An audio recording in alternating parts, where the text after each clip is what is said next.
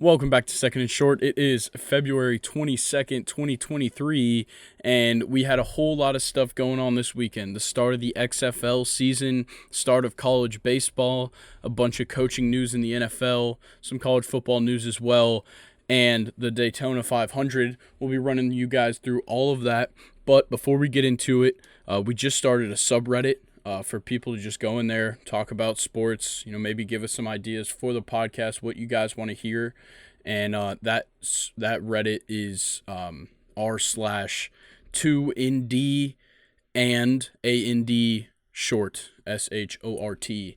So go check that out. We'll be posting episode announcements, topics for like the community to discuss, things for us to talk about on the podcast, and anything else, as well as leave a 5-star review on Apple and Spotify. Follow on there as well. If you're on YouTube, like, subscribe, comment, all that stuff. Let's go ahead and get into it. We're going to start off with college baseball opening weekend. Brock, you spent the weekend at Ole Miss's baseball field watching them play Delaware.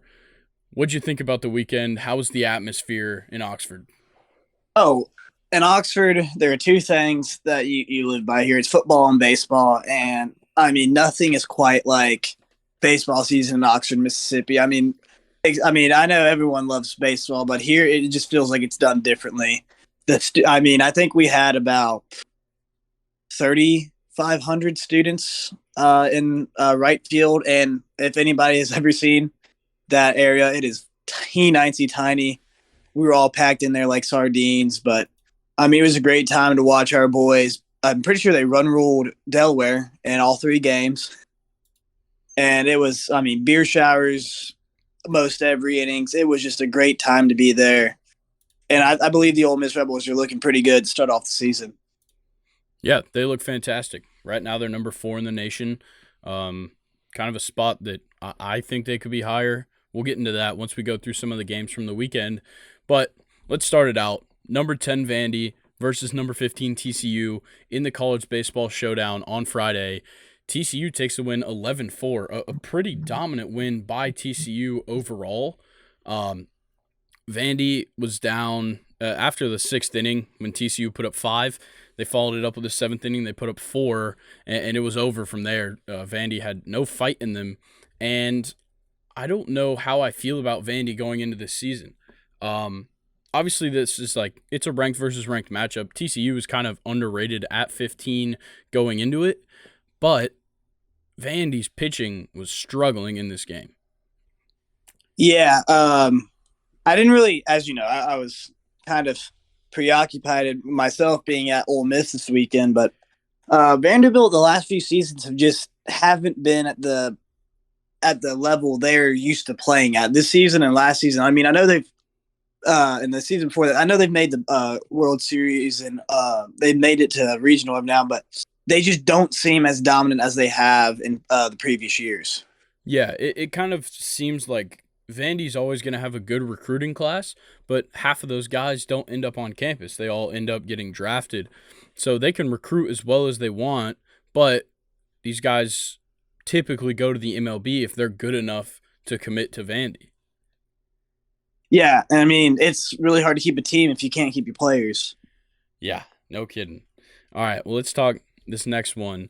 Unranked Arizona upsets number 2 Tennessee. They win it 3-1 at the MLB Desert Invitational in Arizona. Tennessee is off to a bad start. And honestly, that just brings me so much joy because all I hear all the time is how good Tennessee is and how they should have been in the College World Series, this, that, and the other last year. And then going into this year, they're the favorites. They're going to win it all. And, I know it's the beginning of the season. Baseball doesn't matter till the end of the season. Just like at Ole Miss last year. They got hot at the right time, went all the way, and won the College World Series. But, I don't know. There's just something about Tennessee just every year. They're always, in every sport to me, I always feel like they're overhyped and just not – and they're always trying to make a statement of how they're the underdogs and all this all the time. And really they aren't. They always have great recruiting classes in most every sport. But I don't know. It just kind of brought me joy to watch them lose. Yeah, me as well. And then Cal State Fullerton upsets number 3 Stanford 8-1 on opening day. And this series in itself between Cal State Fullerton and Stanford throughout the weekend was a very good series.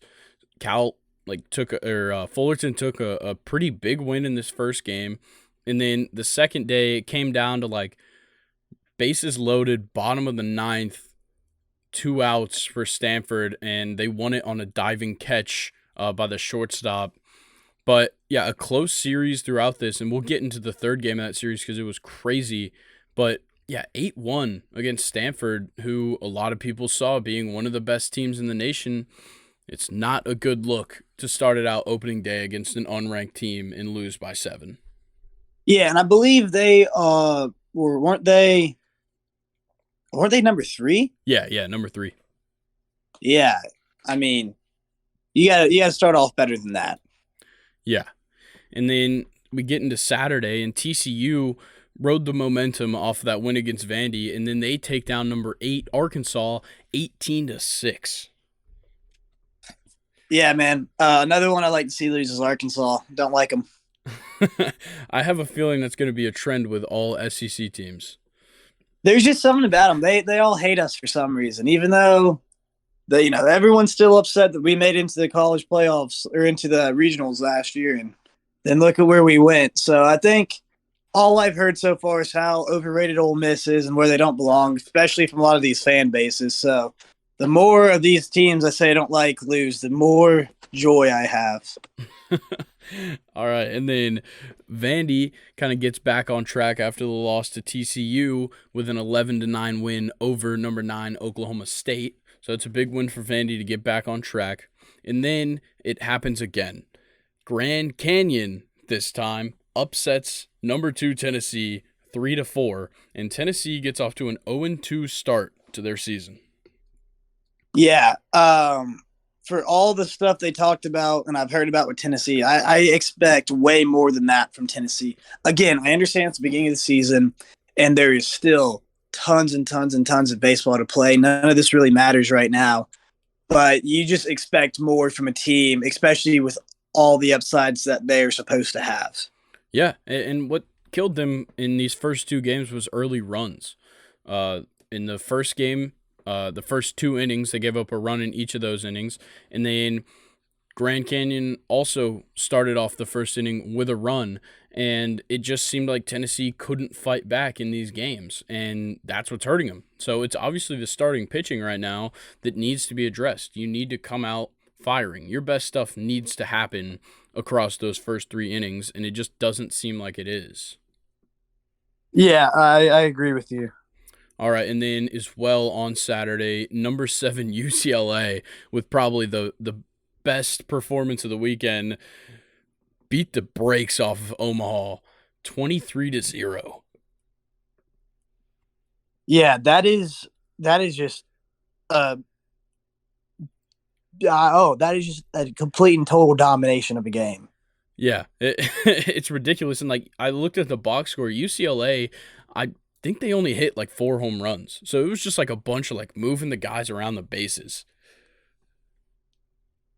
Yeah, I mean, 23-0 is just they just have no answer for you. Yeah. All right, and then we get into Sunday. Stanford Cal, end of that series was quite the game, ending in a 21-13 win for Stanford. Yeah. That again, just baseball right now. I just feel like a lot of people just think, oh, it's the beginning of the season. You want to come out, feeling good, but it just, I think these teams just need to get themselves together and start playing right. Yeah. What's a little bit crazier about this Stanford versus Fullerton game is that Stanford was down. They were down 6-11 going into the ninth. Scored 7 runs to take the lead. Fullerton scores 2 runs to tie it back up in the ninth. They go into the 10th. Stanford follows up the 7-run ninth with an 8-run 10th inning and then closes it out against Fullerton to get the 21-13 victory. That is ridiculous. Oh, that is freaking insane. I mean, really, what you just see here, I feel like from Fullerton, is they just did not have the depth that Stanford could rely on, you know? Yeah, and that's, what happens with a premier program versus a solid baseball program, but one that, doesn't have, the money, the recruiting outreach like Stanford does. But Fullerton's still a solid program, a team that we see a lot make it to, regionals, super regionals. Yeah. All right, and then after that tough loss to TCU, Arkansas bounces back, whoops the shit out of Oklahoma State 18-1 to finish off their weekend. Yeah, again, another just like I kind of said in the last one, a lot of people think they come off, get some of these teams not play the best game baseball. And obviously Arkansas took that to heart and said, we're going to show people we're still a great baseball team. And I mean, they showed the score 18-1. Again, another just complete and total domination of a game. Yep. And then Mizzou beat number 15 TCU in extra innings 9-8. And TCU just came off of 2 top 10 wins, and then they lose it in extra innings to unranked Missouri. This shows me two things. One, it's going to be a very exciting year in the SEC because it appears that most all SEC teams have a very solid baseball team. And two, that just, it's just kind of one of those, you have two amazing wins, big time wins. You kind of on that high right now, and then you play an unranked team. You think you can let off the gas pedal a little bit, and then that's where you run into those issues where you lose a game you shouldn't lose. Yeah, it is extremely fun to watch. How certain conferences perform in college baseball, because like some of them will have one or two standout teams, but and this is a good segue into the rankings that came out on Monday. The SEC is just fantastic. In the top 10 alone, you've got Vandy at 10, Arkansas at 9, Florida at 7, A&M at 5, Ole Miss at 4, Tennessee at 3, and LSU at 1. Like, the SEC's domination of college baseball this season, even just going into the season, is ridiculous. Yeah, and I think that would just spread out to the last few decades. The SEC has just dominated baseball, and it goes to the fact that we're in a climate to where a lot of baseball players come from. A lot of people come down here to play baseball because it's warm most all year round. So you're able to play baseball most of the year. So I think that's another reason why just the recruiting aspect is why the SEC is always able to be so dominant. And we have the best. Yeah, and so like I just kind of mentioned with that top 10, so LSU is at 1. They started it off 3-0. I'm pretty sure they weren't really playing anybody, but nonetheless, starting off 3-0 is solid. Stanford 2-1, they're at number 2, but Tennessee at 1-2 is the only 2-loss team in the top 25, and they're number 3 in the nation. Yeah, I kind of don't like that. And again, I know I said earlier it's the beginning of the season, so it's not like it really matters too much. But I mean, if they're going to be actually, if rankings are we're judging them how they are week by week. Tennessee did not prove anything in this first weekend to show that they should be in the top 10. Yeah, and I think like I would have been fine if they even just moved like below 5, but only moving back one spot when you lost to 2 unranked teams in the first 2 games of the season, like this is where, we kind of need to set the basis for the rankings. It shouldn't be completely determined by the preseason rankings. And we have the same problem in college football. But, there is a ton of games to be played. So let them move back up if they start winning more. But at 1-2, like, I wouldn't say right now they'd, play super well in a series against Vandy or Arkansas, who are 10-9 respectively. Like, I don't know. I can't get behind a 2-loss team, both losses to unranked teams, staying in the top 5, let alone the top 3. Oh yeah, and especially at top 3 with teams like Ole Miss, Texas A&M, who are right behind them, who just completely dominated their opponents. And this past week, like again, for example, Ole Miss run ruled Delaware both Saturday and Sunday, and on Friday night they won by 9 points. How can you say a team that is 1-2 is better at this moment is better than a team who just run rolled an opponent, a Division 1 opponent, twice and almost the third time. Yeah, it doesn't really make sense to me whatsoever. And what's a little bit crazier and kind of goes to prove that they don't want to move too much around with the top 25 is that no teams dropped out of the top 25. And I'm just now realizing Oklahoma State got 2 losses as well, but and they dropped from 9 to 15. So that is kind of the drop that I thought Tennessee would have had, and they just didn't get it. But there's teams like Oregon, Texas Tech, South Carolina, Alabama.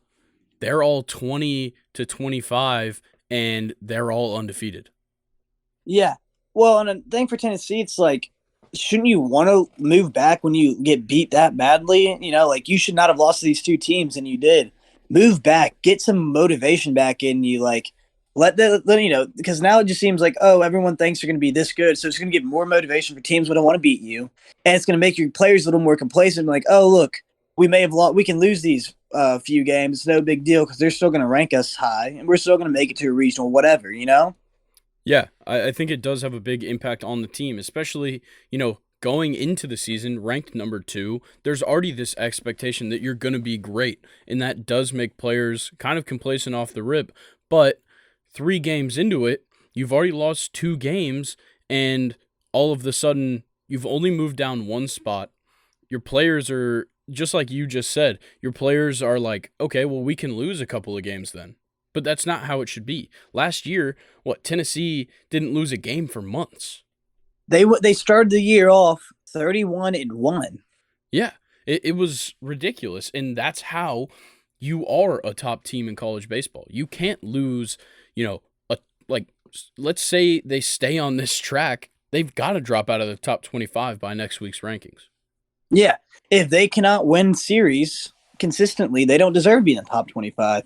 I mean, again, much like last year when Ole Miss, they started off the year ranked number 1, got to number 1 very quickly, and then as soon as SEC play started, they lost, I think, like the first couple series, and then they dropped out of the top 25. And it wasn't until the last 2 series they were able to win and get back to breaking even to make it into the top 64 for regionals, and then they made it on Omaha. Yeah, so there's a lot to happen, of course. It's only the beginning, but we'll keep y'all updated throughout the season with college baseball. I really enjoyed kind of paying attention to it this weekend, and I'm looking forward to it for the rest of the year. Yeah, I'm really looking forward to this week, and Ole Miss is playing number 13 Maryland at home, and we're number 4, so I think it's going to be a great series. It's going to be a lot of fun to go and watch. All right. Well, let's talk about the XFL. They had their opening weekend this week as well, and I just kind of want to get your feel for it. I don't really care about the results of the games. There's not, I don't really have stake in it, but there's a couple of just weird rules with it. So, instead of an onside kick, the trailing team can maintain possession by running a 4th and 15 play on its own 25-yard line, and it worked for one of the teams. And it came out later that this exact same rule had been brought to NFL owners in the past, and of course it didn't get enough votes. It's kind of ridiculous. But like on top of that, you have the 3 different extra point options outside of just kicking a field goal, which is from the 2, it's a 1-point conversion. From the 5, it's a 2-point conversion. And from the 10, it's a 3-point conversion. Yeah, and I mean, I kind of like it because it does make the game more exciting. You can change it up when you're not the NFL. This is a secondary organization. This is basically like a minor league organization. They're not it's not traditional football. You can play around a little more with it. So I kind of like the different rules, and you can, like you said, you can get up to 3 points on a PAT. But I think it's very interesting for the XFL to do this, and none of this should go into the NFL. Yeah, I think it's just like it's a way to, make a developmental league a little bit more fun. Because like every other sport, its developmental leagues are just the exact same game with worse players. Like that's just how it is. But you make this a little bit more fun for these guys. It gives them, more opportunities possibly to show off, what their talents are. And I do think that it could work out well for a couple of guys. You'll definitely see plenty of these guys getting onto practice squads as we get later into the season, kind of more into the NFL preseason time. I I can definitely see some of these players, just hopping on a practice squad or even making it on an NFL roster. Yeah, I really I agree with that. And after the season, maybe some of them can get signed on to the contracts. 1, 2, 3 years maybe, or they're. I mean, especially for like quarterbacks, for example, maybe they just need someone who's young. They just need a bridge quarterback for a few years while they're in this rebuilding, and then they're going to spend their money on getting their next big time quarterback, or they just need one offensive or defensive weapon for a year. And so I think it's going to be good for those guys to be able to get that extra chance to continue to play the sport they love. Yeah, I agree. Something fun I saw though, the fans of the DC Defenders, um, they had a beer snake going. The security at the stadium confiscated the beer snake, and the fans proceeded to throw whole lemons on the field. Where do they get these lemons?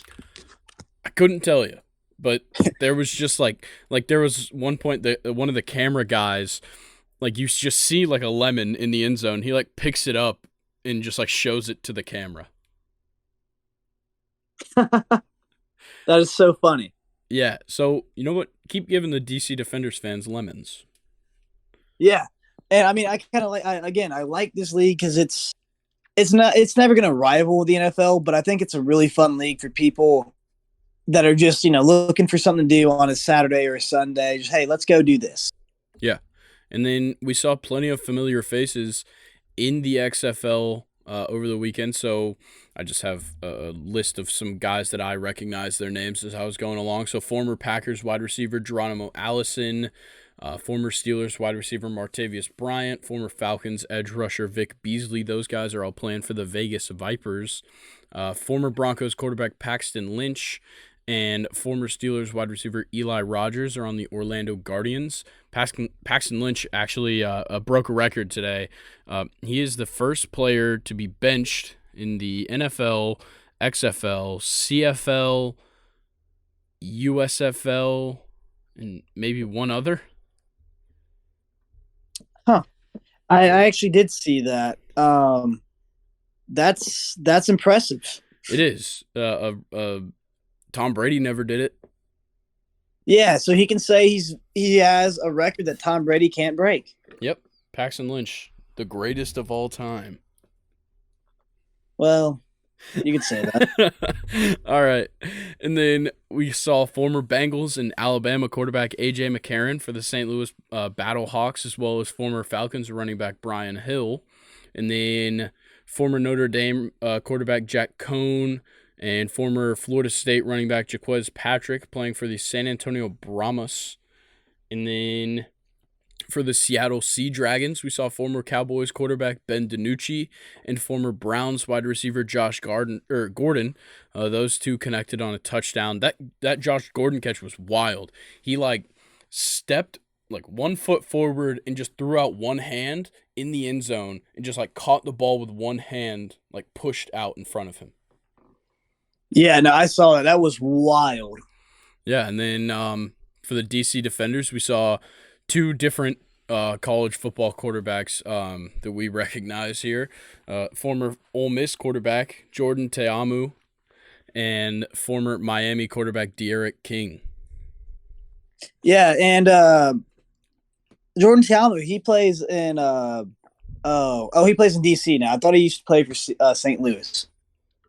Yeah, he's in DC now. Both of those guys got a couple of snaps. I think Ta'amu was the primary starter, though. So this kind of brings me to, do you think that the XFL can be a solid developmental league for the NFL?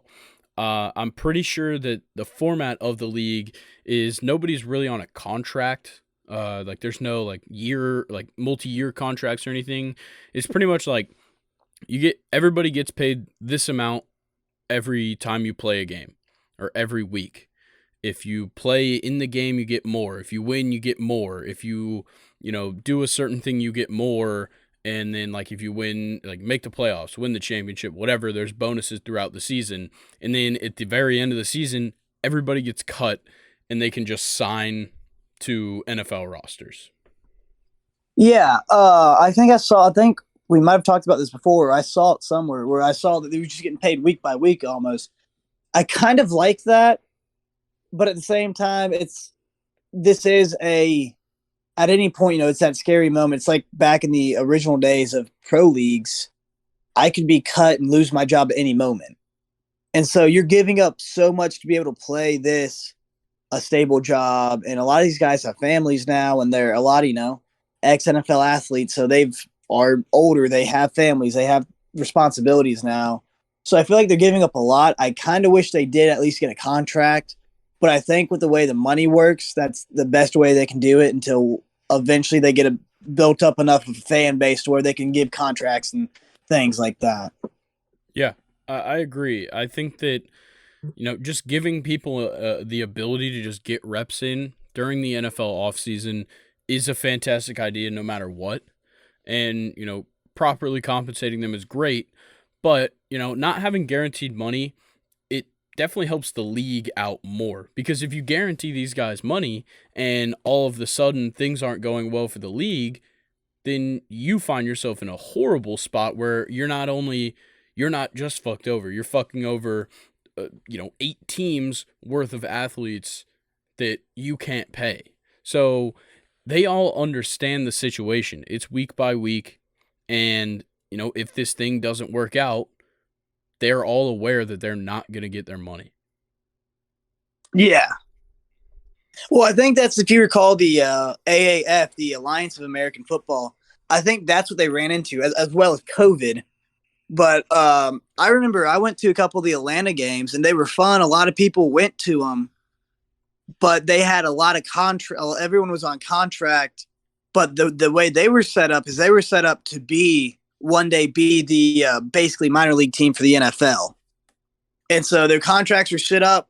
They were not, you weren't getting paid millions of dollars. You're getting paid enough money to live on. But they could also, in the contract, their contract could be ended at any moment if they get called up to the NFL. Yeah, which it does work very well. But like you said, the guaranteed money is a problem. And especially for a league that nobody knows if these are ever going to be successful. We've tried them for years and years, and it doesn't seem like any of them really stick around. So, maybe guys favor the CFL route. Maybe guys favor, different routes to go through for this. But I think it is a good idea. It's just about how well can they execute this. Like right now, you're already in a good spot. You've got a TV deal with ESPN. They're showing the games on ESPN. They showed one of the games, I think, on ABC. Like, they're putting them in a good position to be successful and for this league to make money. And I think that there's a good chance that the XFL is the one that works out just from how they've set it up so far. Yeah, and I think the XFL has a much better chances, because I remember last year when the USFL was around, they only played in Birmingham, and they had all these other city teams, but they never played in those cities because the only stadium they rented was in Birmingham. How are you going to build the fan base of Seattle if they don't play in Seattle? Yeah, exactly. Whereas with this league, what they do is everybody stays in, I want to say it's in Arlington or somewhere in Texas, I believe. Everybody is there. And then for every week, and like that's where all the practice facilities are, that's where they have everybody like staying. That is just how it works. And then for every game, they fly them out to the respective cities they're playing in.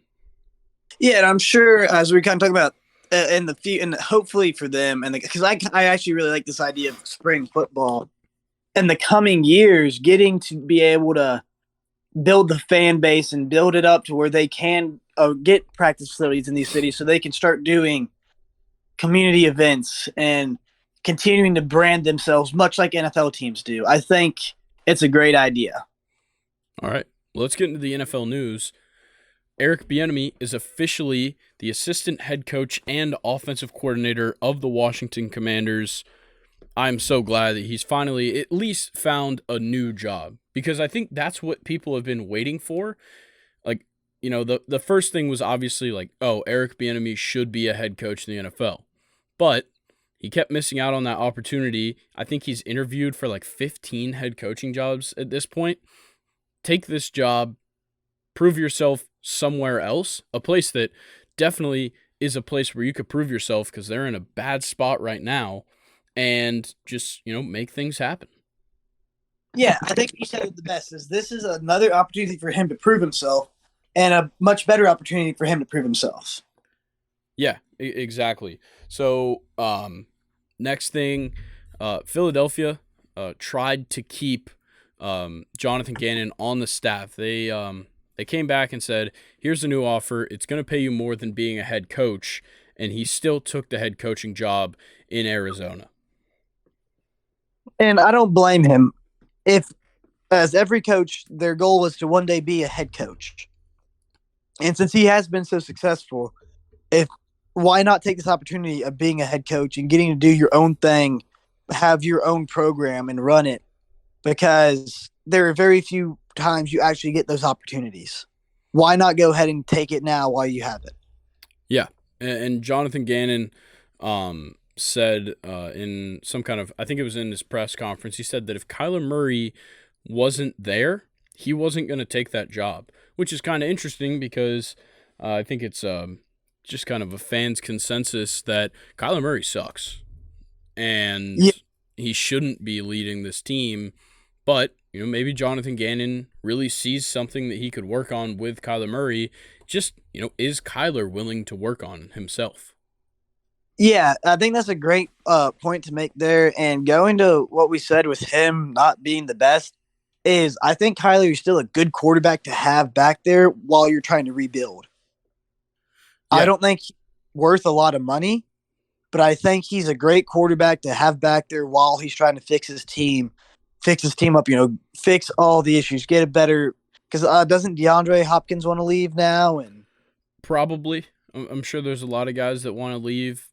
But, if you can kind of keep the core there and keep the young guys there, you put yourself in a pretty good spot. And you've got a top, they've got the number 3 pick? Yeah, something like, I want to say that, yeah.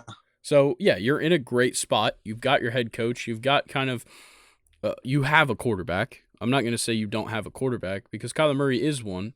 He just needs to stay healthy and needs to stop making bad decisions, which is hard to teach. But there's a lot of ways that this could work out well for Arizona. But let's talk about another team that might be looking at a quarterback, and it kind of caught me off guard. So per Mike Fisher, the Cowboys are intrigued by Ohio State quarterback C.J. Stroud in the draft. So the only way they're getting Stroud is to trade up into the top 4, because they're most likely Bryce Young and C.J. Stroud will be off the board once the top 4 is over. And this is kind of crazy, because most likely what you'd have to trade to get up there is Dak Prescott, which I think is a fantastic idea.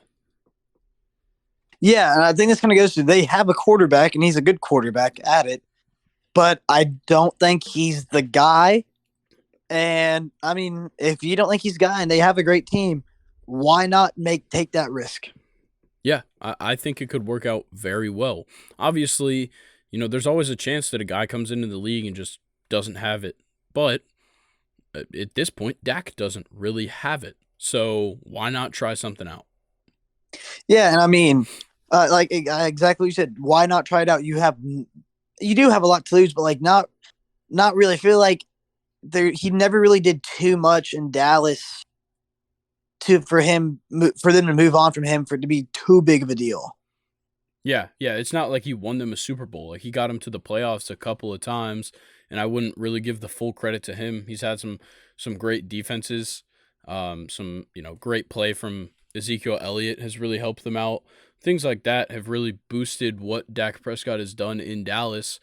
But yeah, I think that them moving on, I've said it, since they lost that playoff game to the 49ers, is that they need to move on. And I think that CJ Stroud would obviously be a great choice.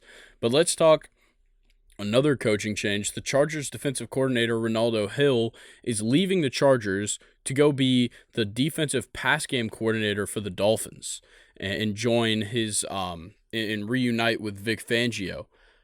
This is kind of crazy. So Brandon Staley allowed this to happen. It wasn't like his contract was up or anything. They had to approve this move, and they did. But why is Ronaldo Hill getting like kind of a demotion to go be the passing game or the defensive passing game coordinator? That is definitely the motion right there. Maybe he usually, in moves like that, they think it's the best. There's usually something going on within the program, and they think it's about to turn into a dumpster fire, and they want to get out before whatever happens. Yeah, I'm not sure what's really going on because the Chargers defense is one of their best pieces. They've got a bunch of solid players on that defense. Why would Ronaldo Hill kind of give that up? But, maybe it's kind of a prove it type thing. He's obviously reuniting with a guy he's already worked for in Vic Fangio, but he's also leaving a Chargers organization that's in a very weird spot. Yeah, and I feel like the Chargers, they no matter what they do, they just can't seem to win. They can't get any fans. They can't, win the games to be great. They're good, but they just can't. They just don't have it, quite yet. They're like you said. It's a very weird situation that they're in. Yeah, definitely. All right, let's get into kind of a funny story. So DK Metcalf posted a picture on his Instagram story of a text from the NFL offices saying that they were requiring him to put up a performance-enhancing drug test following the obviously fake video of him jumping like 10 feet in the air to catch a ball and also winning the MVP of the NBA All-Star or Celebrity All-Star game. Yeah. One thing I'd say is DK Metcalf is extremely athletic. I feel like no matter what sport he played, he would be one of the best players. I mean, just look at him. He's a freak. He was actually here at Ole Miss playing. He was coming to our basketball, like our gym, and playing basketball like with everybody at pickup, all like for the last 3 weeks. I was like, what is he doing here? Why is he? And obviously, he decided to come home because he's from Oxford, Mississippi. So I guess he decided to come home and said, "Hey, why not go play, prepare with some basketball?" And he was here for like all day long playing pickup basketball. And now it makes sense because I didn't realize he was in the MVP the Celebrity All-Star game. And that dude, just watching him in real life, just proves how athletic he is. It is insane. Yeah, I just think it's so funny that, like, I think it's a great thing that NFL players and, like, professional athletes in general have become, like, more open with, like, what the league requires of them. Like, just randomly getting, quote-unquote, randomly being requested a performance-enhancing drug test after the two things that have happened over the weekend is so funny to me. And I think it's great for like the fandom of these leagues to see like, the kind of the inner workings that we don't typically see from professional athletes. Yeah. I mean, I find those random drug tests, again, air quotes, I find those so funny because like my favorites I thought was the funniest was when that one game a few years ago when Myles Garrett decided to wear no shirt underneath his jersey and his arms were like, freaking massive. And right after that game, he went on to have a great game and he had that the random drug test. Like I don't know. I just think that's so dumb.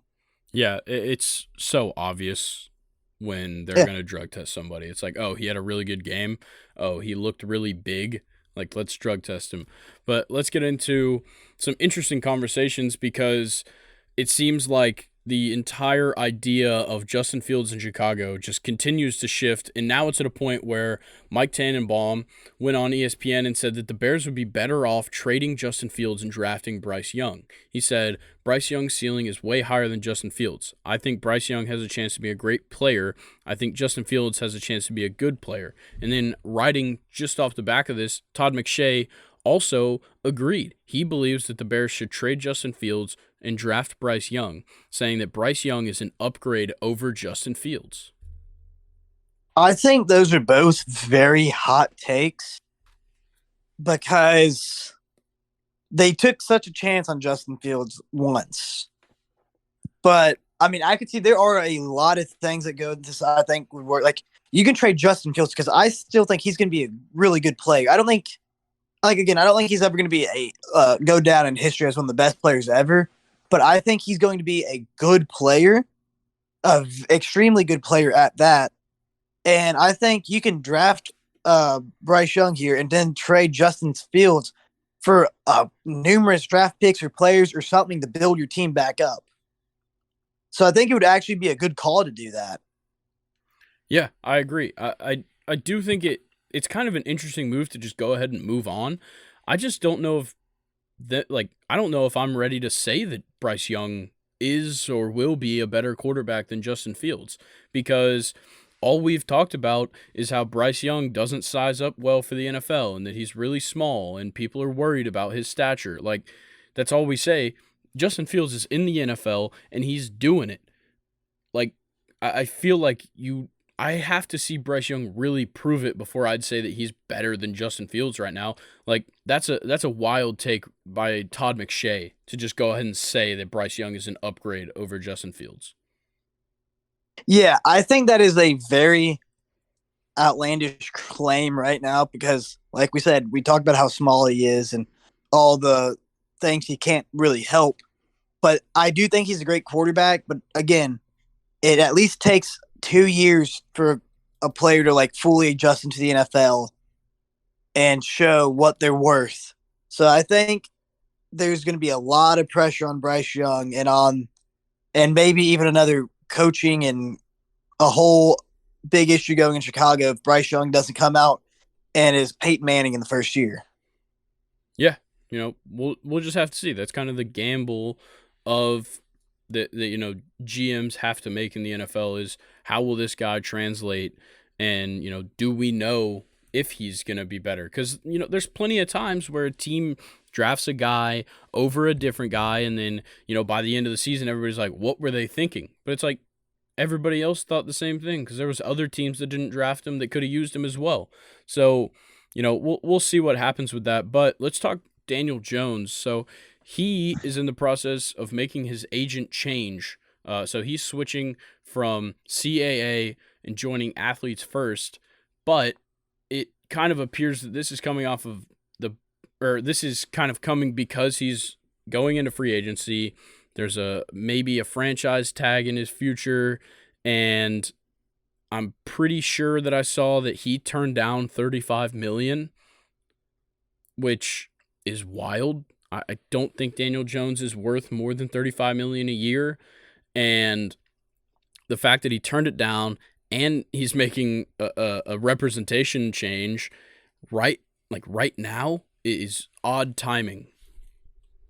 And again, it could be more than just the money. It could be like other things in the contract, and they just said, "Oh, he turned down $35 million." We don't fully know, but yeah, I agree with you. He is not worth more than $35 million. He's a good quarterback, had a good year, but I don't think he's that amazing of a player that he should be getting paid top tier money. Yeah, I think it's kind of crazy. Let's talk. Well, oh, sorry. Go ahead. I was gonna say I also saw that Saquon's is also gonna be going up here soon. I would rather draft a new quarterback or sign a new quarterback and keep Saquon in a big time deal than keep Daniel Jones. Well, yeah, I think that their best situation right now for the New York Giants is sign Saquon pretty much whatever he wants and franchise tag Daniel Jones. Yeah, I think again, like good for him for trying to make as much money as he can, but I think he might end up, especially after the Saquon deal, not making as much and staying with New York. If that's what it comes down to. Yeah. Yeah, we'll just have to see, where the Giants where their mind's at right now. They're coming off of their best season in a long time, making the playoffs, winning a game in the playoffs. Daniel Jones had a fantastic year. Saquon had a pretty good year. And, it's just about what they value at this moment based on what they've got. But let's talk about Andy Reid real quick. He's currently on pace to be the winningest head coach of all time. He's also on pace to make the most conference championships, make the second most Super Bowls, and will have the second most Super Bowl wins of all time if he can coach until age 70, which is only 6 more seasons. So at the moment, his win percentage, Super Bowl appearance percentage, and Super Bowl wins percentage with Patrick Mahomes at quarterback are all the highest in the history of the NFL. Ooh, sorry. Oh, I think it all just goes down to what he wants to do. Because again, he's made a name for himself. He will go down in NFL history no matter what happens. It just depends on if he wants to, if he wants to keep coaching. Obviously, right now he looks like he's fine with continuing to coach for as long as possible. But I mean, who knows? Anything, a number of things could happen. Health issue, anything could take him out of coaching. But I mean, from what it seems like, he wants to keep coaching, and it looks like he loves doing it and having fun. Yeah, I agree. So let's talk real quick. I saw this interesting graphic about ACL tears by NFL teams across the last 10 years. And I don't know what's going on in Denver that they've had 26 total. But in 2022, they had 5. In 2020, they had 6. And in 2019, they had 4. Like, what is happening right now in Denver, as well as San Francisco? Because across their team, they had 23 in the last 10 years. Like, what are they doing wrong? Yeah, that's a great question. As well as now, does this count at playing at every stadium or just at their home stadium? So this is just throughout the entire season. But, Okay. they're going to play more games at their stadium than anywhere. Yeah, I would like to see a graphic as well, like compared to this, like there are 10 turf fields in the NFL. Uh, I I think there's either like 10, maybe 14, but out of the top 10 on this list of teams, only 3 of them have turf fields. Yeah, that is just crazy. That because I mean, again, we all associate a lot of torn ligaments, concussions, all that stuff with turf field. But looking at this, now we can see the argument of why the NFL is like, why would we change from turf or make these turf fields change? If look at these graphics again, Denver, we know that's a grass field. Why should So I can see the argument there for the anti turf. I'm anti turf personally because I think natural grass is just best for the body when it comes to all of that. Yeah, I'm kind of on the same side, but it is interesting to see because, out of the top 10, the 3 turf fields, 2 of the teams in the top 10, the Giants and Jets, share a home stadium.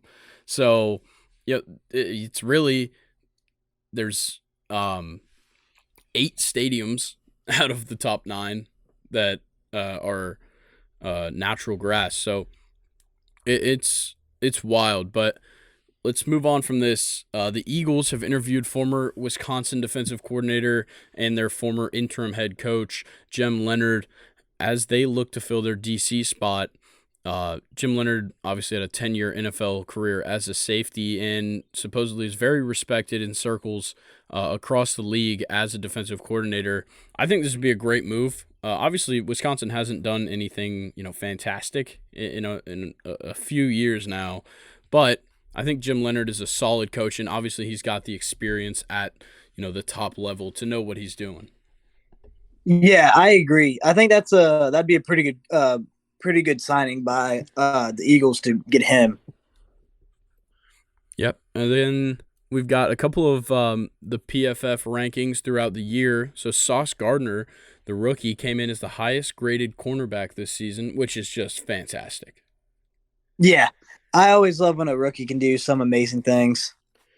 and he was nothing Somewhat. short of amazing this year. That's for sure. And then Chris Jones broke Aaron Donald's 8-year streak as the highest graded interior defender, which it kind of made sense. Chris Jones was definitely the best defensive tackle throughout this whole season, and he really showed it in the playoffs. Well, and also didn't Aaron Donald get hurt this year? Yeah. Yeah, that's crazy though that Aaron Donald had 8 straight years of being the best person at his position. Yeah, there was more Rams logos than defensive tackles that were higher graded. Yeah, that is just so crazy to me. And then Trent Williams is the highest graded offensive tackle this season for the third year in a row. That's fantastic. I think he's gotten it 5 times in the last 10 years. Yeah, I mean, I was about to say for Aaron Donald, it's very crazy that some positions there, like they're just like right now there are two basically generational talents in the NFL. As we can see, Aaron Donald's closer towards the end, but Trent Williams, it's still early on his career, and we'll get to see a lot more of him. Yeah, and he's doing fantastic stuff. And it's so fun to kind of look at these things and just see like, oh, I didn't really think about that guy being the best at his position, which obviously, the PFF grade doesn't completely, like, it's not all encompassing, but when it comes down to it, it's a pretty big deal if you're one of the highest rated players at your position. Yeah. Again, yeah, you're exactly right.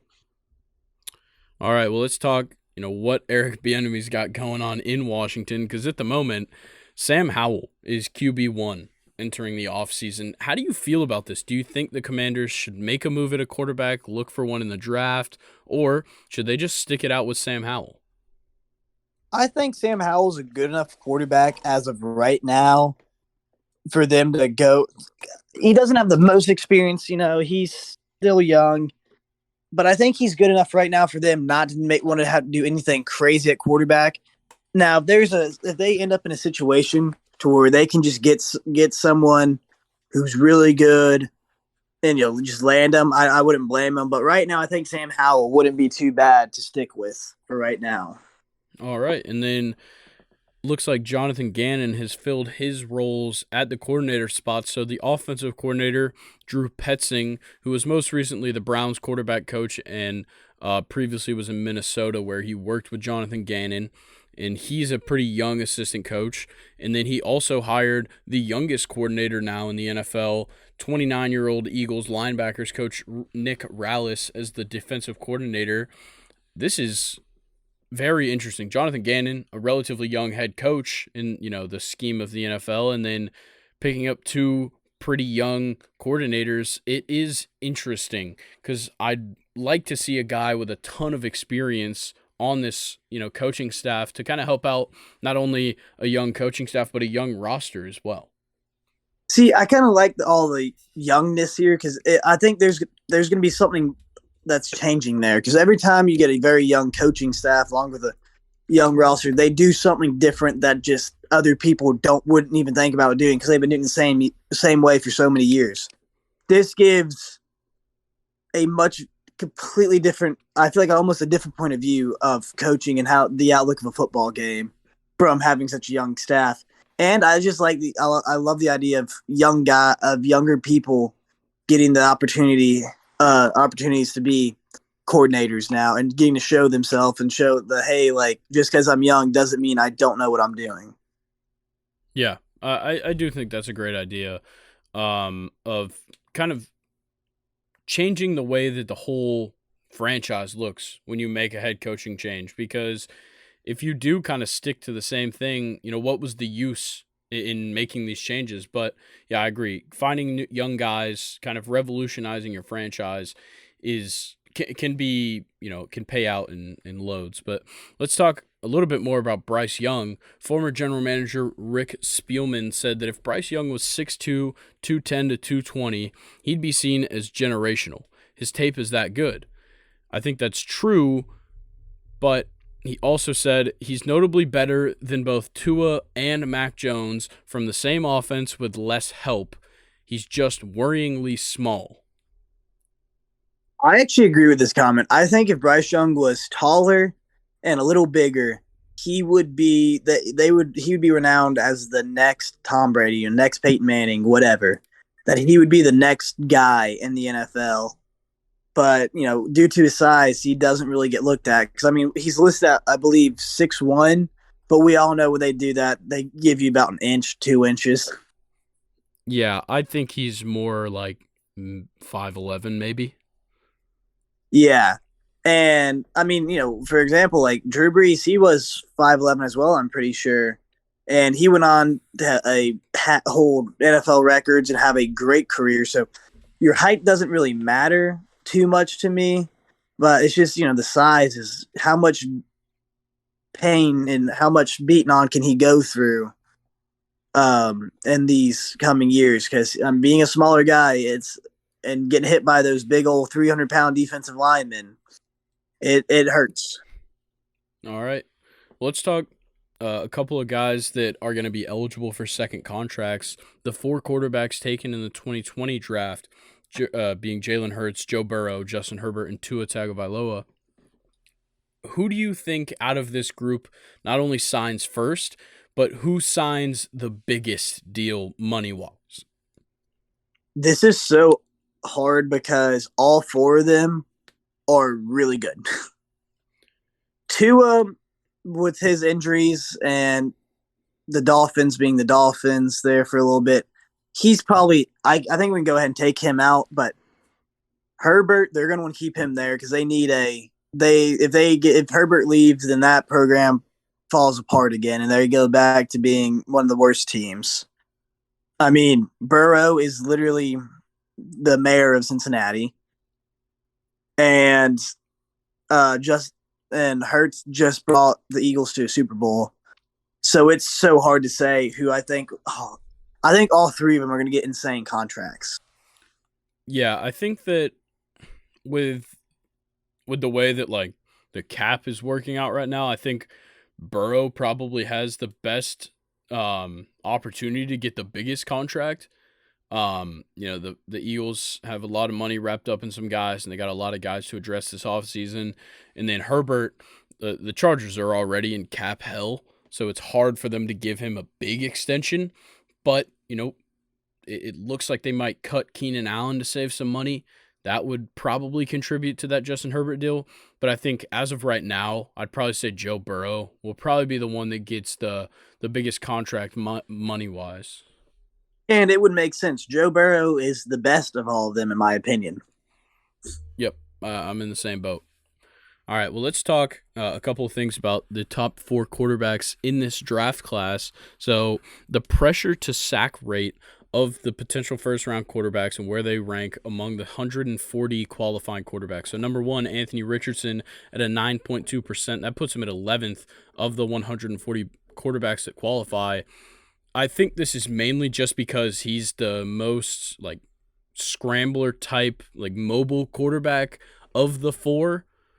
But, regardless of that, 9.2% when it comes to pressure to sack rate is fantastic. Yeah, that is very impressive, especially by him. Like, I saw him miss. I guess getting the ball out is really good. It's just got to be his accuracy. Yeah, that's the problem there. And then Bryce Young comes in second among these 4, 33rd overall with a 12.5%. CJ Stroud just about there. Just about even with Bryce Young at a 14.1%. That puts him in 40th.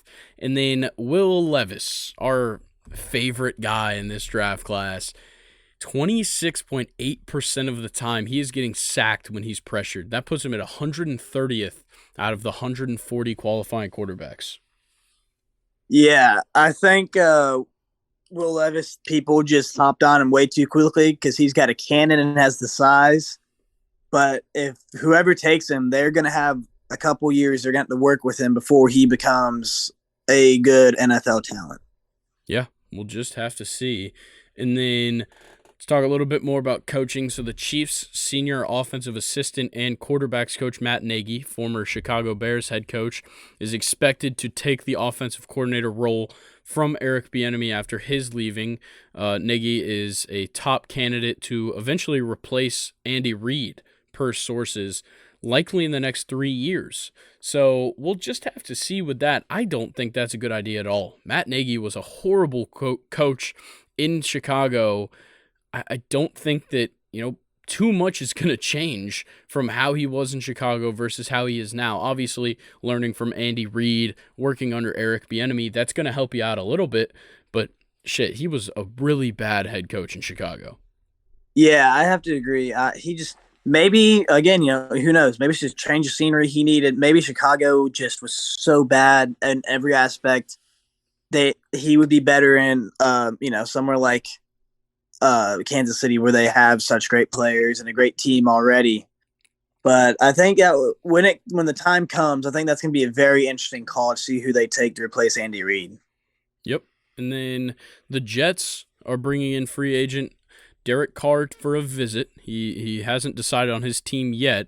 It'll be his second meeting with the team after visiting with the Saints before his release by the Raiders. And it looks like Derek Carr is really going to evaluate everything. His brother, David Carr, said that it's going to be a long process. He wants to do his due diligence and see as many places as he can to get a feel for the best place for him. And I think it's a great move by Derek Carr, but it also kind of, if you take too long, you might lose the opportunity at one of these teams. Yeah, I have to agree, and I really think the Saints would be a pretty good landing spot for him. But just something about him going to Saints just would make sense to me. Yeah, I do like that move. He's got some weapons there in the receiving game already. Young guys like Chris Olave, who's, just got drafted, had a fantastic rookie year. And then you've still got Michael Thomas. You've got Jarvis Landry, some guys like that. And then you have Kamara in the backfield, who had a bad season this year, but there's no telling what he'll do in the future. So, yeah, I think that would be a good spot for Derek Carr to land, but there's plenty of opportunities for him to find a good spot. And then per Bob McGinn, he said that the Green Bay Packers have all but moved on from Aaron Rodgers. I don't blame them. I said it a lot during the season. They've given and given and given so much to Aaron Rodgers. At this point, why continue doing it? They just need to move on, cut their losses with him, and just go to the next guy. Yeah. And then something interesting. So C.J. Gardner-Johnson of the Eagles got fined $14,111 for lowering his helmet to initiate contact with a Chiefs player in the Super Bowl. I absolutely hate these retroactive fines where something doesn't get called. It's not something that anybody really noticed in the game, and just all of a sudden CJ Gardner-Johnson has to pay $14,000. Oh yeah, when I saw that, I actually got mad. The NFL, all they want is the money. They're all they care about is the money and all that. They don't care about players' safety. It's that they know they can get more money if they fine them by doing these stupid fines like this. I don't also, I saw the video. How else are you supposed to tackle now? They're trying so hard to make football this touch sport because, it's going to be more people will watch and all this if we let them score more. At this point, just take out the defense from football. I'm just sick and tired of all these stupid ass rules the NCAA and the NFL keep putting in because it's just ruining football. And I'm not trying to sound like an old man, but they're just at what point are you just it is a football hit? There's nothing else that they can do to prevent that. I understand there's a lot. I like the defensive player rule because I do see a lot of hits. And I'm just that was so unnecessary. There needs to be a flag there. But I'll say about 6 times out of 10, the flag's unnecessary. Yeah, I'm kind of in the same boat. Let's kind of run through the rest of this NFL news pretty quickly. We're in a little bit of a time crunch today. So Aaron Jones will be staying in Green Bay this season. They reached an agreement on $11 million salary for 2023 with an $8 million signing bonus. And then Trey Lance said that he does not want to be anywhere else but San Francisco, which is interesting. I feel like a young quarterback would probably want to get reps. And obviously he's going to compete for that quarterback job, but I think this is a weird thing to say for Trey Lance. He said, Hey, I know what everyone talks about. Being the backup quarterback's the best job in the world. I never have to worry about getting injured, and when I can go in and I play good, I'm a hero. It's a fair point. Speaking of quarterbacks, Deshaun Watson is about to have the biggest cap hit in NFL history with a 54, almost $55 million cap hit in 2023. That is ridiculous for a guy who we don't even know if he's going to play as well as he did in the past. Yeah, that is insane. And then, let's see, Robbie Anderson has officially changed his first name to Chosen. So he is now Chosen Anderson. Very interesting. I think it's kind of cool. I hope it helps with his play. Yeah, maybe. And then Mecole Hardman had a successful groin repair surgery in Philadelphia this morning. And, he's going into free agency. So hopefully he can get back quickly. But I think this is kind of going to hurt his negotiating with a couple of teams. Yeah. Um, man, a groin injury that's terrible. Yeah, that really sucks. And then Matt Ryan is supposedly looking into broadcasting as a career after football, which I think is great. I think Matt Ryan is a fantastic, like he has a fantastic knowledge of the game. He was always kind of a smart quarterback, really had Mm-hmm. good vision. So I think that it makes a solid broadcaster. Yeah, now this brings me to a quick question I just want to say. Now, you know how in the MLB they have specific play callers for each team? Do you think they'd ever do something like that for the NFL? I don't think so, just because broadcasting isn't regional as much in the NFL. Like, like we watch a Braves game on Bally Sports South, and somebody else watches like they watch a Yankees game on the Yes Network. Like it it's different because there's not like multiple different stations hiring their call like their play by play and color commentators, whereas in the NFL you've got, like Fox, CBS, NBC, and ESPN are the only ones with broadcasting teams. Fox and CBS are the only ones with a bunch of broadcasting teams, and Amazon as well has one. But yeah, I don't see that happening. I just think Matt Ryan will probably just end up on one of the like alternate CBS or Fox broadcasting teams. Yeah, I think he'll be good because, like you said, he really was a smart quarterback, and he did very well in his time in Atlanta. And I really hope that he does well. But I think I've said before, it's time for him to retire. I really hope he gets at least like a 1 day contract with Atlanta, or we sign him for a year or something for him to retire as a Falcon. Yep. And then Evan Ingram wants to return to Jacksonville on a long term deal, but is open to the franchise tag. There's supposedly interest for him to stay on both sides, which I think is a fantastic move. Evan Ingram was very good in Jacksonville this year. Yeah, he really had a bounce back year after the years in New York, and I think his years in New York was a combination of just the team itself and the environment of the Giants at the time was just not a good space for most players, and he just needed to get out. And being down in Jacksonville, he did a great job, and I really hope he gets a long term deal. All right. Well, that brings us into some college football news. So, this is kind of a trending topic right now. Ohio State quarterback CJ Stroud, who doesn't use social media during the year, said he was being Venmoed from people so that they could criticize his play. He was quoted saying, "It was insane, but at the end of the day, it comes with the territory." This is like next level shit talking. That is the funniest thing I have heard from this past college football season. That people literally wanted people think their opinions matter so much that they went all the way through Venmoing him or requesting or whatever to bother him. Yeah. Like, do people not realize their opinions mean nothing to him? Yeah, it is wild what people will go to just to talk shit about some, college kid. But Dabo Sweeney, our just, Ugh. least favorite human on the face of the earth, is now blasting college football playoff expansion. He said, "I get beat up for this all, or I get beat up for all this time, and I don't really care." Shut the fuck up, Dabo. You'd have made the college football playoff last year if it was Yeah, expanded. Like there's multiple teams, including you, that can make it now because they're expanding the playoff. Stop trying to be like, oh well, I had to really work my ass off to get my team there. No, shut up. yeah. No, I'm just sick and tired of him in general because all he does is whine and moan about things.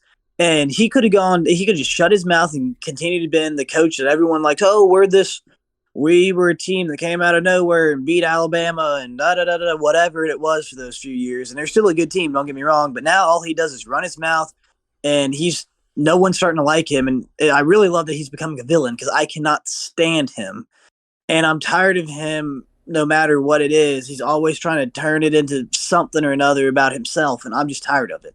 Yeah, he's the worst. Clinton Dix, now a part of the Alabama coaching staff, went on Twitter and said, "First day on the job, I got an ass chewing from Coach Saban. One down, $5 million to go."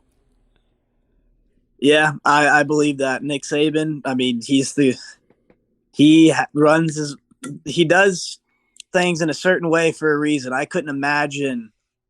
I just know he gets on you for like the smallest things ever because it's perfection with the Alabama football program. Yeah, and it's funny just coming from a former Alabama player to hear him just like, yeah, it's gonna happen. Yeah. Oh, he knows what's coming. He spent 4 years doing it as a player. Now he's the dude on the other side. Yeah, and then some interesting stuff, and I'd like to get into this one more. We just don't have time, but the college football commissioners are thinking about changing the game's clock rules dramatically, including keeping time running after incomplete passes in an effort to protect player safety and also shorten the length of games. I think that's the stupidest thing I've ever heard. It sure is, and we could talk forever about this, but yeah, I don't think that college football needs to reduce the amount of time the games are. I know that, like I said, it's an effort to protect player safety, but how many times is fatigue really the problem in college football players' injuries? It's typically the other way where, like, it's just like big hits, things like that cause injuries much more often than just, like stamina. Yeah. Well, I'll tell you right now, I've done it for a project before. If you want to see how football games got as long as they did, it's from the commercialization because everybody wants to make as much money as they can, and it's that every time out there's a commercial, every quarter in there's a commercial, every like after every special teams play there's a commercial. There's a bazillion commercials now in a college football game that expands the game by at least 2 hours. Like if you go through, like if anybody who goes through on YouTube looks up Ole Miss versus Alabama 2014, it's an hour and a half. In that game, they use all their timeouts the whole game. It was a long game, but it was about an hour and a half to 2 hours, and that's how long football should be. Like I think that's fine.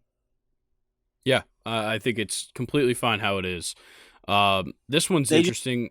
When I saw it, Houston is not going to have an offensive coordinator next year. The University of Houston offensive staff is complete with Dan Holgerson continuing to be heavily involved with the offense. So they won't have an offensive coordinator, and I like this is crazy.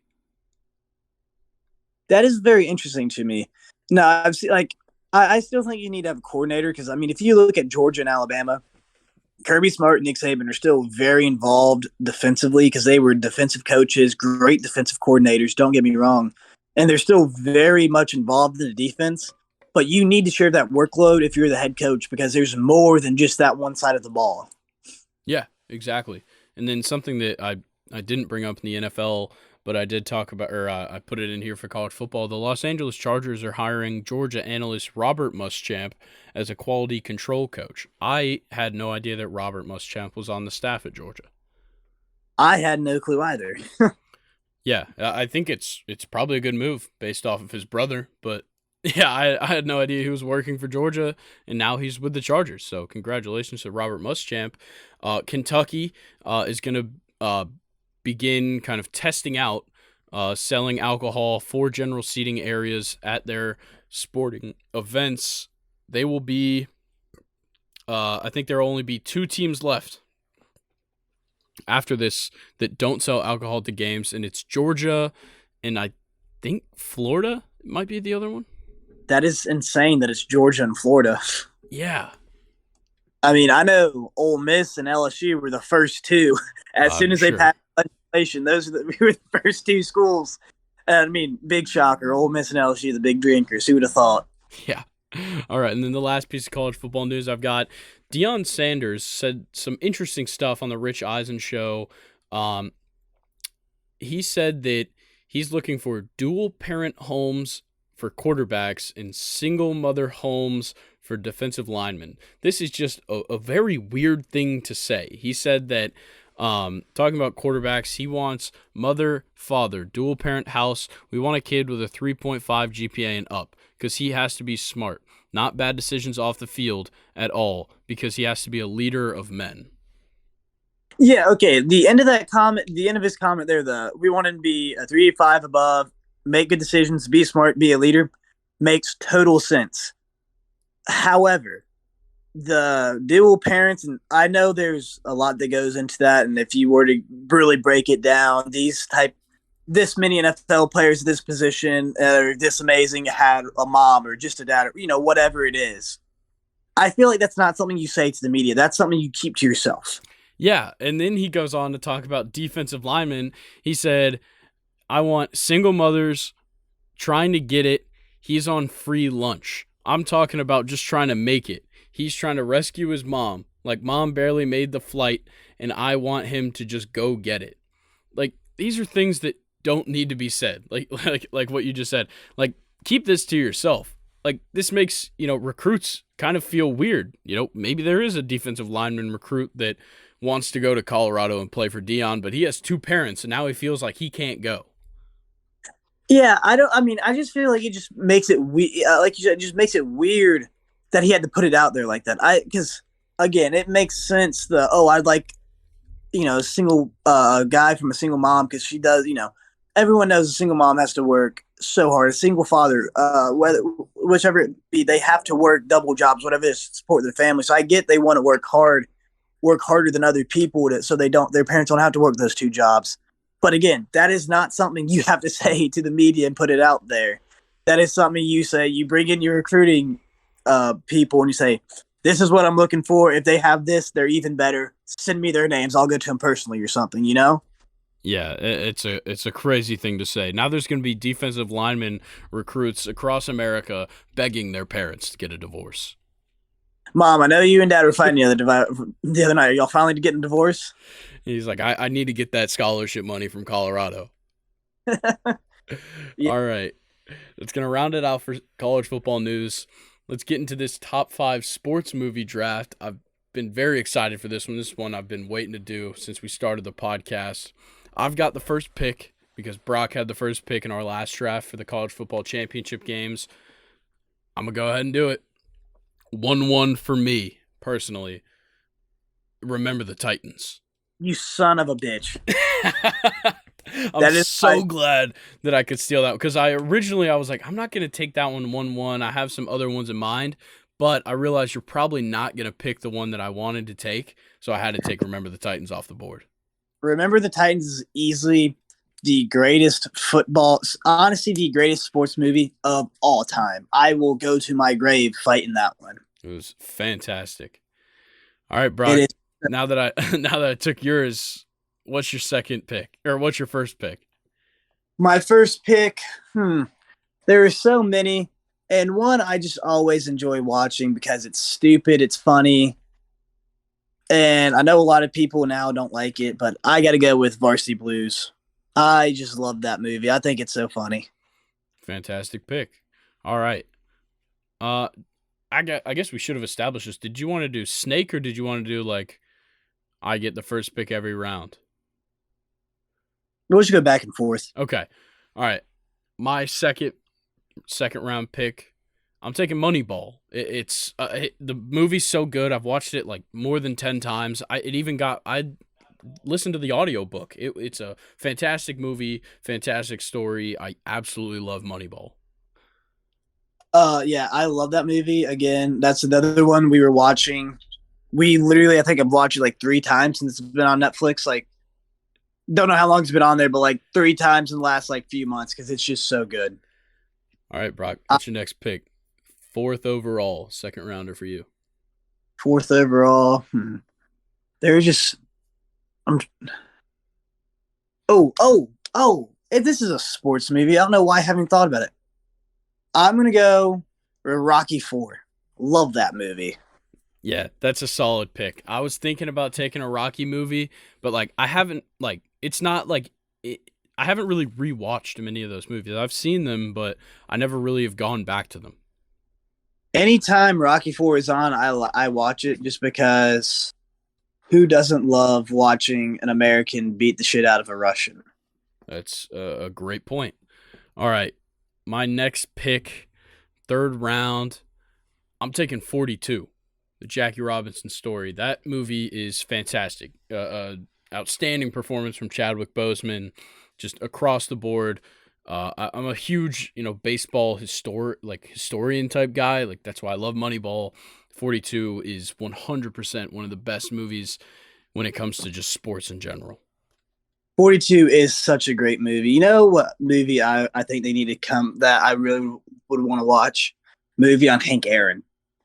Oh yeah, that would be fantastic. Or even like that kind of like generation of guys that kind of came after Jackie with like Hank Aaron, Willie Mays, like that kind of era. Those guys would be a fantastic movie. Yeah, I would. I really have to agree there.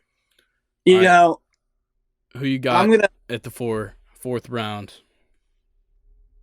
Or is this third? Yeah, fourth If I round. want to be Fourth round. super serious, because there's just so many movies that keep going to my head. I was like, oh, I love that one. I watch it all the time. I love this one. I love that one.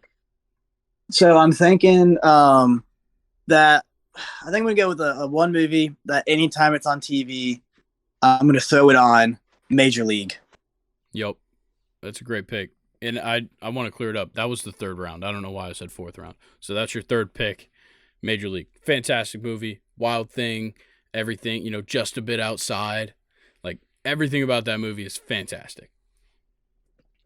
Yeah, I just love that movie. I watch it anytime it's on TV. I will put it on. It is just so good. And then Bob Euchler, it just makes I swear to you, is what makes the movie. Yeah, fantastic. All right, now the fourth round. I'm kind of split between a couple. I think I'm going to take Talladega Nights, the Ricky Bobby story. Oh, why did you go? Like, do you look at my list? No, I've got my own list already. Dude, I was thinking that one. All right, It's fair. legendary, man. Shake and I mean, bake. so good. All It's right. going off of another comedy. I'm gonna go with Dodgeball. Oh, that's a good one. I didn't even think of Dodgeball as a sports movie, but yeah, it definitely falls under it. I mean, it's stupid. It's funny. The premise is it's just so good. I like it. I think it's great. Yeah, a fantastic movie. All right. Well, that brings us to the fifth and final round. I'm really stuck here. I've got some great choices left from my kind of short list. Uh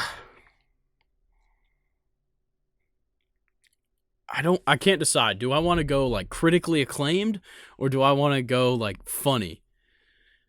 Oh, I'm going. you say you're going funny? Mm-hmm. I'm gonna go with Benchwarmers. I think it's hilarious. That's a good one. All those just stupid ones are great.